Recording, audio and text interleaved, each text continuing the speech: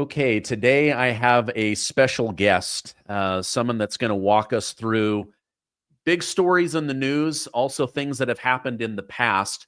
John Kiriakou, thank you so much for joining me today. Thank you, Stephen. It's my pleasure. So, let me give my audience some background. John was a former CIA spy. He was over the operations in Pakistan, other parts of the world. He later became a whistleblower against the United States government. He exposed the American government's torture programs. He ended up being sent to jail. He's also authored several books. You had mentioned on Twitter that the Jeffrey Epstein operation is a classic example of a foreign government-run blackmail scheme, and there's no reason to protect these files anymore. Many in my audience, they want Pam Bondi to move quicker. They want Kash Patel to move quicker. Why did you say that? Help me and my audience understand what you bet. You bet. I was on Piers Morgan's show a couple of weeks ago, debating this with the former head of Mossad and Alan Dershowitz. And on the rare occasions when I could get a word in, with Alan screaming above everybody else, I tried to lay this out, and it's actually very, very simple. And I'll actually answer your question with an anecdote. One of my instructors at the farm, the CIA's training facility, told me once that the best recruitment he ever made was a copy machine repairman. And I laughed when he said it. And he said, no, hear me out. He said, all of us want to recruit the prime minister when we go overseas. We're not going to recruit the prime minister. We're probably not going to recruit anybody close to the prime minister. But the prime minister has a copy machine in his office, and that copy machine eventually is going to need servicing. So you recruit the copy machine repairman. And when he goes in there to wipe the drums and make the repairs, he also installs a device so that every time somebody makes a copy, it transmits a copy back to CIA headquarters. He said, I got a medal, I got a promotion, I got a photo op with the director. It was the best recruitment I ever made. Well, with that in mind, wouldn't the Israelis love to recruit a former president, the richest man in the world, the sixth in line for the British throne, Bill Gates, the founder of Microsoft? Sure, they'd love to recruit those guys, but they're not going to. And so they do the next best thing. They recruit somebody who can get close to them. It's called an access agent. We don't know the source of Jeffrey Epstein's wealth. We also, and more importantly, don't know the reason why Jeffrey Epstein was able to get away with sex crimes against minors for decades. How he somehow survived those kinds of allegations and continued to thrive, it's a mystery. So where did he get his money? Why did he wire the rooms at his private island mansion for audio and video, and then cultivate relationships with some of the most important and wealthiest people in the world? Why? For whom? I would posit that it was for Israel. Now, we know the Israelis spy on Americans, and this also came up in the Piers Morgan segment. I said that on my very first day at the CIA, on the very first day, you stand in the auditorium, you put your hand in the air, and you swear to uphold and protect the Constitution against all enemies, foreign and domestic.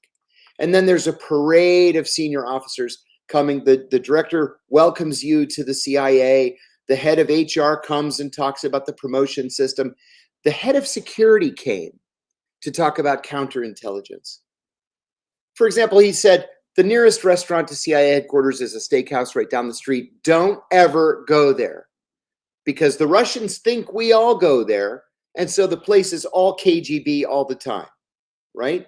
Rule number one.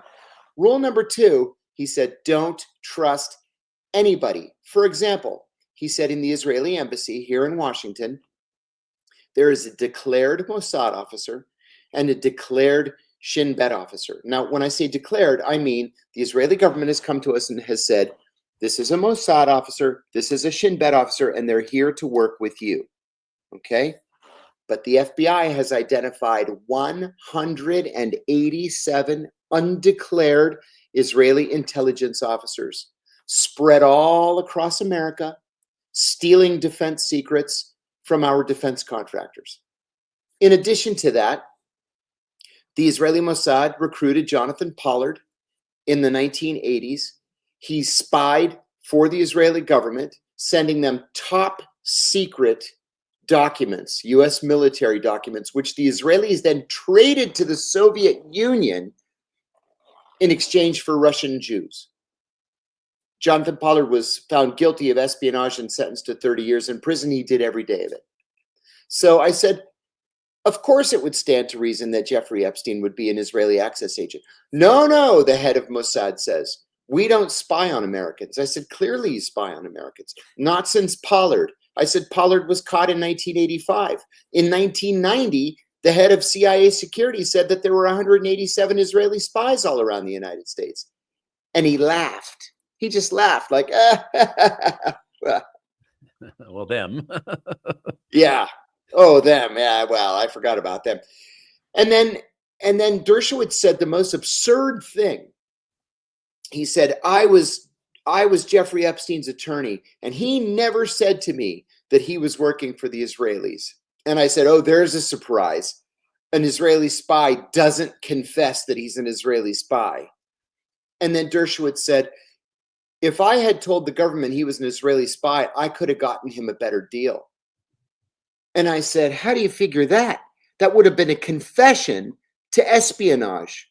He would have died in a prison cell, which is exactly why he committed suicide. And then they moved on. Wow. Okay. That's interesting. I've had Alan Dershowitz on the show several times. He's obviously very passionate about defending Israel. Okay, speaking of, let me follow up with this. Do you think this narrative right now is we've got tens of thousands of videos we've got to comb through? Some of them are children. Kash Patel was very gung-ho about this. Pam Bondi, very gung-ho. Are we going to get all of the truth, or at least a large portion of the truth, or is this a cover-up that's going on? What do you think? You know, if there were, listen, I'm saying this as a 100% political independent. If the Democrats were in office right now, we wouldn't even have this discussion, because there would be no release of documents. There would be no release of information. Zero. I only trust Donald Trump and Donald Trump's appointees to release this information. I wouldn't trust any other Republican. It's because Donald Trump is an outsider. Donald Trump does not have a vested interest in covering up for anybody. And I really believe that he wants this information to be out there. And think of this, to consider this. The actual black books that we've heard so much about sold at Sotheby's recently. Right? They're in private hands now. They're out there. The information's out there. All we want is the background to that information. I want to know who took advantage of minors. I want people who committed these heinous crimes to be brought to justice. I think, I'm going to go on a little bit of a limb here. I think Kash Patel is trying to protect the rights of the innocent, or protect the rights of those people who can't be charged with a crime for one reason or another. So I think he's being deliberate. I don't think he's trying to pull a fast one. Now, Pam Bondi did exactly the right thing by calling for the release of everything, and she wants it, yesterday.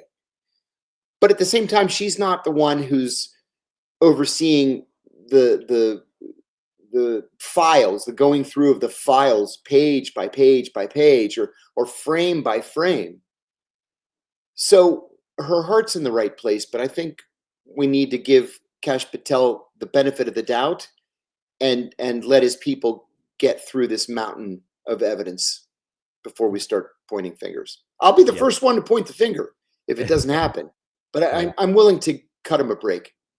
I had him on my show 4 or 5 times before the election. I genuinely believe him when he says he wants to release this, but I do believe he wants to release it the correct way, because you can release something the wrong way. Like look at the P. Diddy thing, right? Like Exactly suddenly right. people are going missing. People are changing their testimony. Like big names, big money, big threats. Like there's a lot that's going on.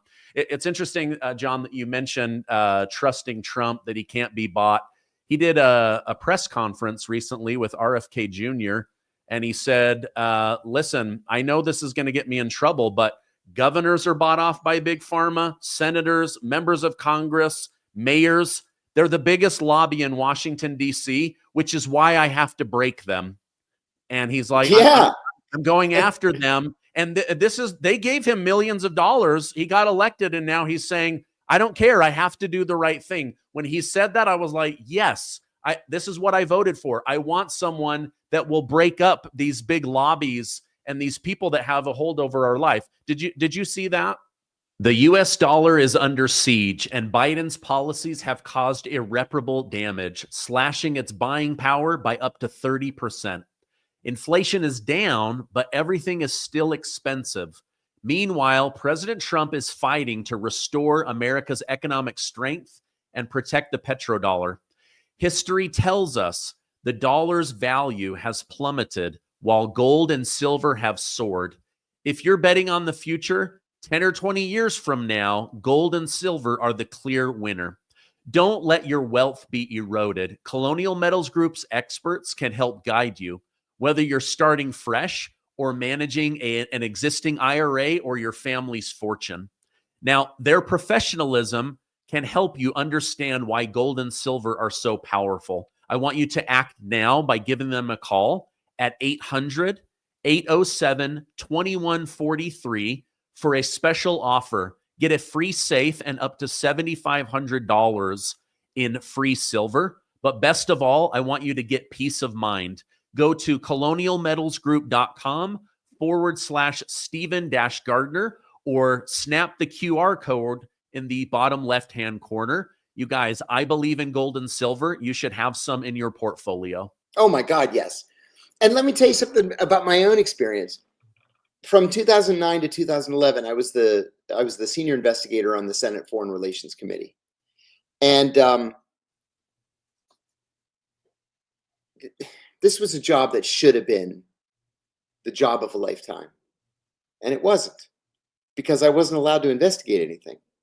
John Kerry was the chairman at the time, and John Kerry so desperately wanted to be Secretary of State that I was not allowed to produce any finished product, any finished study that cast shadow over the Obama administration. So with that said, Kerry came into the office one day and he said, I want us to write a bill on carbon trades. What do you call it? Carbon credits. Carbon credits.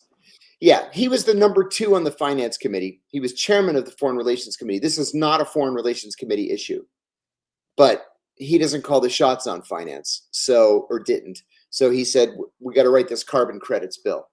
I was like, okay. So the next day I go into the office and there's some guy sitting at my desk. I said, who the hell are you? He said, I'm the lobbyist. I said, for what? He said, the carbon credits bill. I said, we're writing the carbon credits bill. He said, no, you're not. I am. And he did. He was there for months and he wrote the carbon credits bill. I never learned his name, but he was one of the lobbyists. He was one of the pressure people. He was one of the Washington insiders. He had a little staff of minions around him that were using up all the other desks. And I said to my boss, I've been in Washington for 40 years and I've never actually seen it play out like this. But this is life in Washington. Wow. I mean, I saw stuff like that in Netflix House of Cards. Yeah, right, exactly. You saw it with your own eyes. The guy took my desk. Wow. I made a joke in my broadcast last night. Trump's big, beautiful bill took so long because the lobbyists were writing it, not members of Congress. Exactly. Oh my God. We're lucky if the members of Congress actually read the bill once it's finished. And you know what? And they don't. They don't, because they know that the bill is then going to go to conference committee to be reconciled. And they would have to read it all again anyway. such a broken system. Okay, Oh my God. tell my audience, John. You ended up serving time in Yes. prison for doing the right thing. Tell me that story. Yeah, Stephen, it's an ugly story to tell you the truth. I was a senior CIA officer in the CIA's Counterterrorism Center. I was the chief of operations in Pakistan after 9/11.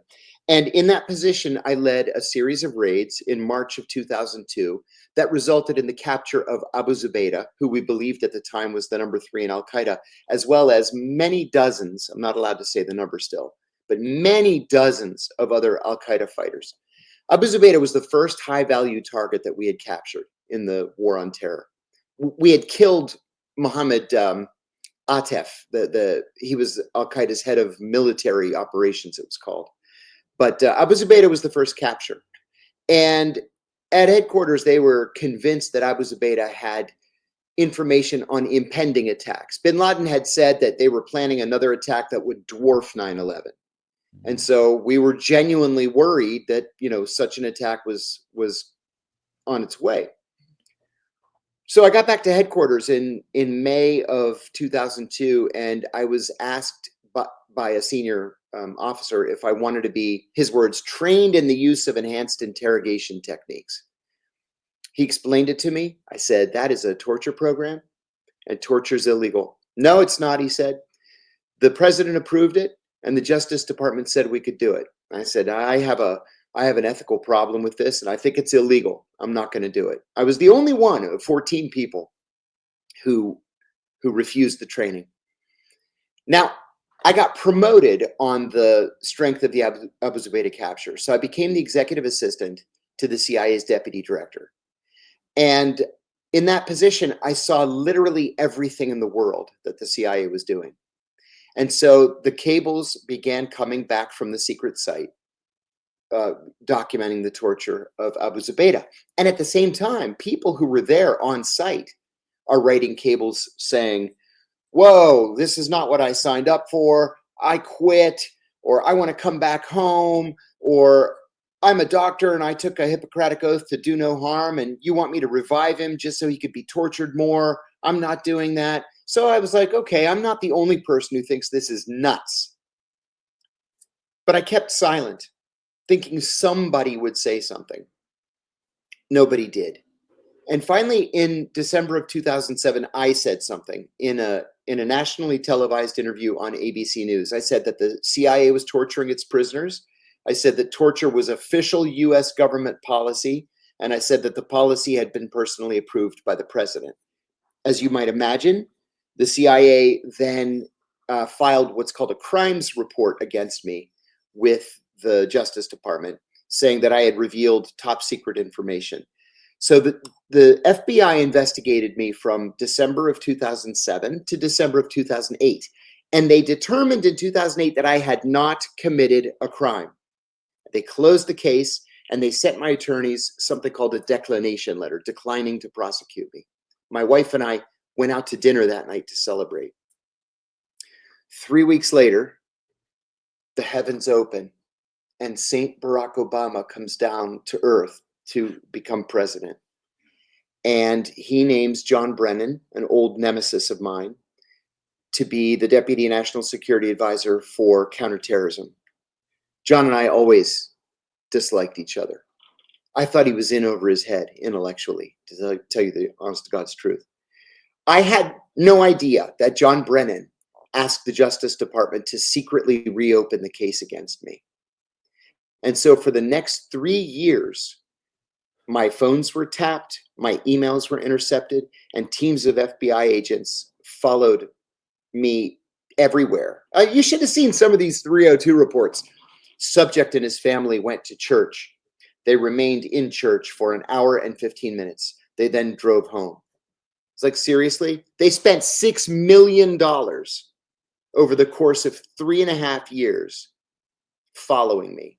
Finally, in January of 2012, the Obama administration charged me with 5 felonies, including 3 counts of espionage for speaking with ABC News. Now, of course, I hadn't committed espionage, which is a potential death penalty charge, I might add. Yeah. I hadn't committed espionage. And what they did was something that they did, not just to me, but as a matter of policy. They waited until I went bankrupt because of legal bills, and then they dropped the espionage charges.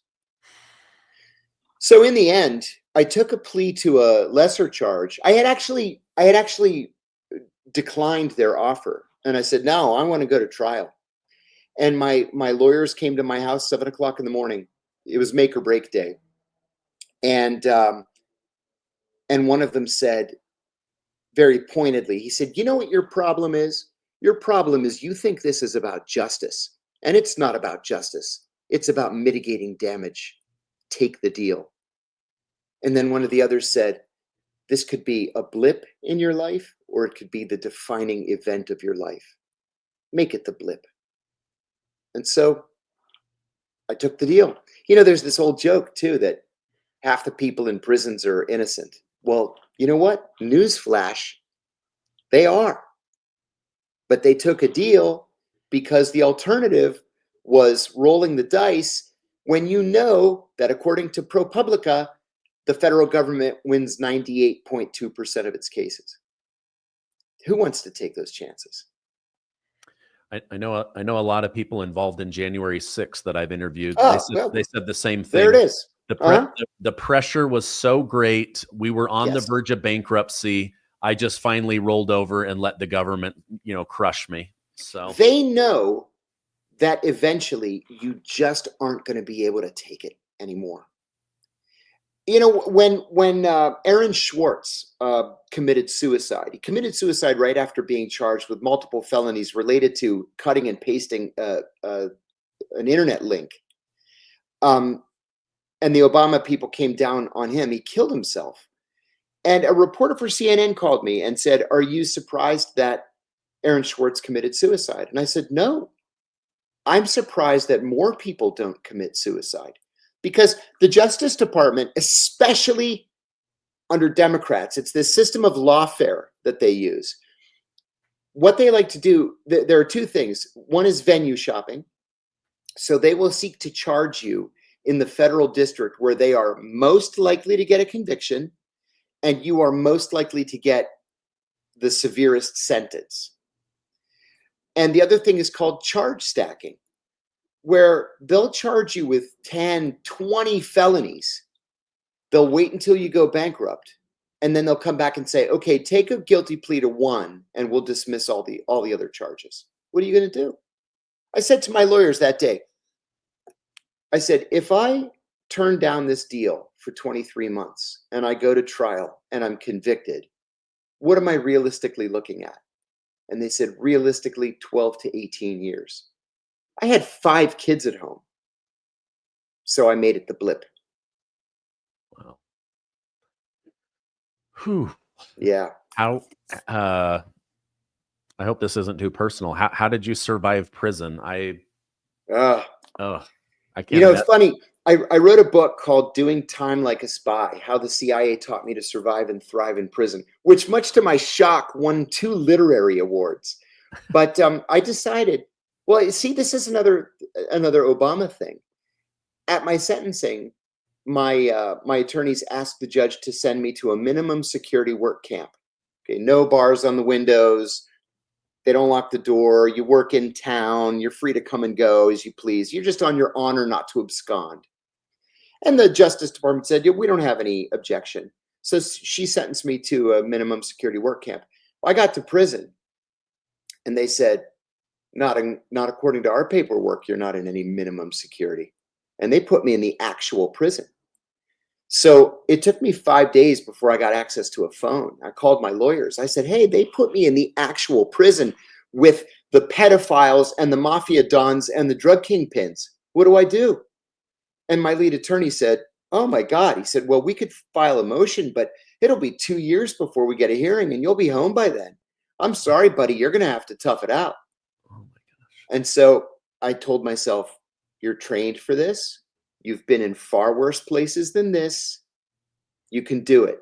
And so I decided to rely on my CIA training to make sure that I stayed safe and remained at the top of the social heap. And the most important thing I did in that respect was to make strategic alliances.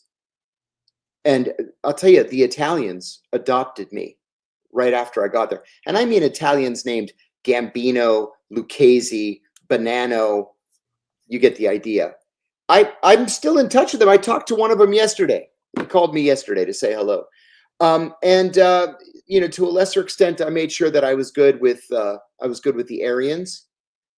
And then at one point, one of my cellmates, who was a member of the Norteños, the Mexican drug cartel, he asked me if I was educated, and I said yes. And he said, "Would you write my appeal?" I said, "Well, I'm not a lawyer." He said, "Yeah, but you're educated." And I said, "Yeah, you know what? You're right.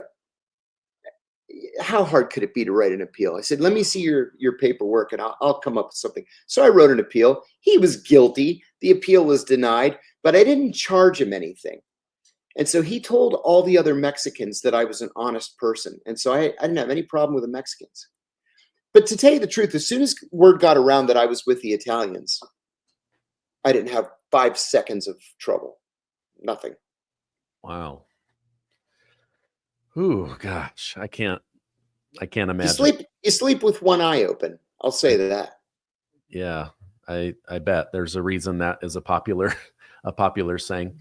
Let me ask you this, just because you have that background with Pakistan. You know, on my news show, I cover Pakistan and India. They're trading missile attacks and gunfire and all that. And then suddenly that just fizzles away, and Trump says, "Yeah, we handled it." What do you think happened there? Because you had nuclear countries ramping up very, very quickly. I have several different thoughts about this. First of all, I believe Donald Trump. Not because he's Donald Trump, but because in 2002, I'll tell you another little story. 2002, I was with a young first tour case officer. She had never served overseas before. We went down to the embassy cafeteria for lunch. The cafeteria was gigantic because the embassy was gigantic. The cafeteria held easily 150, 200 people. We were the only people in the cafeteria that day at 12 o'clock noon. And she looks around and she says, "Where is everybody?" And I said, "They've been evacuated." And she said, "Why?" I said, "Because Pakistan's on the brink of nuclear war with India. Don't you read the papers?" And she said, "No, I've been so busy on Al Qaeda. I haven't paid any attention to what's going on." I said, "Did you notice the helicopter in the parking lot?" And she said, "Yeah." I said, "It's here to rescue us." And she's like, "Oh my God, I gotta spend some time reading the news." Well, this thing is cyclical and it happens. The Indians and the Pakistanis hate each other more than probably any other people on earth, except maybe the Israelis and the Iranians. And they're always on the brink of something terrible spinning out of control. Number one. Number two, there was a report last week that Pakistan had shot down 5 Indian jets. That is remarkable. It's dramatic. And I didn't believe it. Then there was a report saying that the Pakistani jets were not being flown by Pakistanis. They were being flown by Chinese. Now, the Chinese and the Pakistanis are joined at the hip. They love each other. They trust each other. There are Chinese all over Pakistan and Pakistanis all over China. I think that's possible. I also believe that Donald Trump sent somebody, we don't know who, could have been the CIA director or deputy director. In 2002, the incident that I told you about a second ago, it was the deputy secretary of state, flew right out and said, "Both of you guys, cut it out right now. Nobody's going to launch nuclear missiles on anybody." And they both backed off. I really believe that's what happened. I believe that the Indians heard that there were Chinese piloting Pakistani planes. The Indians don't want to take on the Chinese. They'll lose. And the Trump administration told them both back off. And they just decided that the unknown was scarier than the known. And they were just going to let this thing drop. Okay. Interesting. That was when I saw that you were the head of counterterrorism in Pakistan. I was like, perfect. I've been wanting to understand that story, so thank you for helping me understand that. Oh, Um, my it, pleasure. yeah, here's another one. The media goes back and forth about Trump and Israel and anti-Semitism and Netanyahu and Iran, and it's like every day there's something. But I feel like Trump has beef with Netanyahu, but not with Israel and not with the Jews. And he's trying to strengthen them by building a better coalition and relationship with the wealthy Arab nations. He goes over to the Middle East. He has this super successful interaction with several major countries. They're flying jets like they did such a big to do about him Oh, coming in. yeah. But he doesn't. Unprecedented. Yeah, it was a beautiful. I was like, wow, this is amazing. Like watching a king be treated really well. But then he doesn't make a stop in Israel. What do you think is going on with President Yeah. Trump, Israel, Iran, these Middle East countries? That's a very important observation. He did not stop in Israel, and any other president, or even this president in a different circumstance, would have stopped in Israel. That was a message to Benjamin Netanyahu.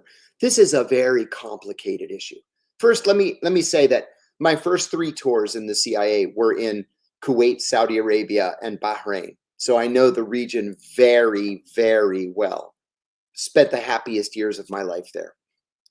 The Gulf Arabs really do want a relationship with Israel. They really do. They've never liked or trusted the Palestinians, and especially because the Palestinians sided with Iraq during the first Gulf War. There's no love of the Palestinians in the Gulf. When they see video footage of civilians, women, children, the elderly just being massacred in Gaza, tens of thousands of people, maybe more. The British medical journal, The Lancet, is estimating 100 to 180,000 people have already died because we don't know how many are under the rubble. That's unacceptable. That meets the legal definition of a genocide. You can't kill civilians just wantonly like that. I mean, we get it that Israel needs to be secure, but there are rules, there are international laws. You just can't do that. Also, keep in mind that although Benjamin Netanyahu is the longest serving prime minister in Israeli history, the Israeli political system is such that he has never won more than 27%. Never. He's wildly unpopular in Israel. Wildly. He's far more popular in the United States. He was born and raised in Philadelphia. I mean, he speaks like an American. But he's far more popular here. Now, the one thing that Netanyahu has been very, very good at over the years is equating anything that is anti-Netanyahu with anti-Semitism. Any criticism of Israel is anti-Semitism, and it's not. There's quite a large organization in New York and here in Washington called Jewish Voices for Peace. It's mostly leftist, but they're all Jews and they're all anti-Netanyahu. Half of them have served in the IDF. You know, they've lived in Israel. Their parents live in Israel. A close friend of mine who lives here in Washington, his parents and sister still live in Israel. He's the only one that's in the United States. But he's like, we can't just have as our solution to just kill everybody. That's not a solution, to kill everybody. And another thing too about relocation, this plan that Netanyahu has to relocate Gaza Palestinians either to the border with Egypt, which the Egyptians have rejected 3 times already, or to force them into Jordan. The forcible relocation of a people is also a definition of genocide. You can't do that. You can't just throw people out of a land that they've been in for 2,000 years because you don't like their politics or because it's inconvenient for your development policies. Another problem that the Palestinians have is that other countries simply don't want them.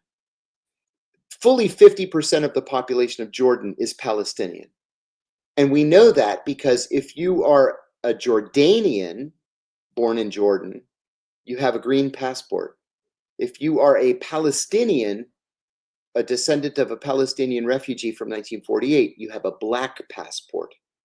And another reason why the Jordanians don't trust the Palestinians is that in 1968, Black September, the Palestinian terrorist group, was literally fighting on the palace steps to assassinate King Hussein and to take over Jordan for themselves and to call it Palestine.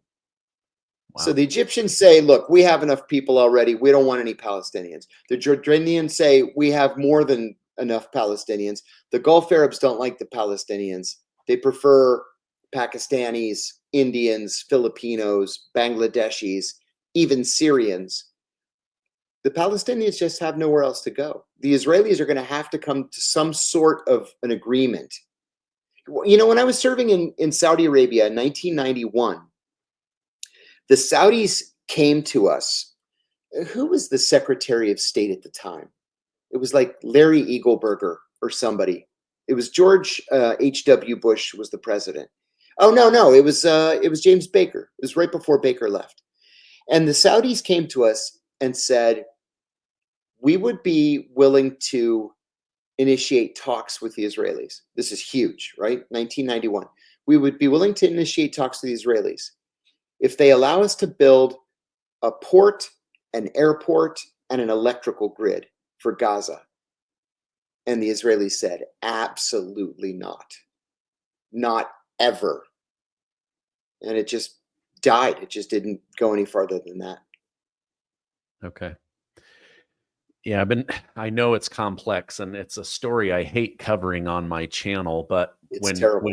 When Trump went over there, I was like, "Oh, this is really, really interesting." And the fact that he didn't go to Israel was a message that Netanyahu needs to get with the program. And this is not going to be a one-sided negotiation. You know, the Saudis reportedly were within a week of recognizing Israel with Jerusalem as its capital. It was October 7th that screwed all that up. And now they're not willing to do that because things have gotten so ugly and so deadly that there's got to be some sort of a solution. You know, even before October 7th in Gaza, I don't know if you've ever been to Gaza. I went in 2022 because I wanted to see it for myself. They had 2 hours a day of clean water and 5 hours a day of electricity. Not because there's no clean water and no electricity, but because the Israelis shut it off just to screw them. Well, you know, you can only do that for so long before people finally have had enough and they lash out. And that's what we saw. You know, October 7th was terrible. It was a terrorist attack. Truly. Israeli civilians were killed. This was not a military to military attack. But the Israeli response has been just a hideous violation of international law. There are no Palestinian tanks or armored personnel carriers, or there's no Palestinian Air Force or anything. This is mostly civilians. And another beef that I have, and I've written about this extensively, is the Israelis have virtually wiped out Palestinian Christians. You know, there aren't many to begin with. It's about 2%. It used to be 10%. And the Israelis are just wantonly bombing churches, bombing Christian centers, bombing Christian hospitals. They're just killing everybody. Yeah. Oof. Interesting. I was picking up on that and thought I would ask. Well, I'm going to put those direct links down below, John, so that people can find your book, your Substack, and your X. Thank you so much for coming on. I hope you have a great rest of your day. Thanks so much. Same to you. Take care.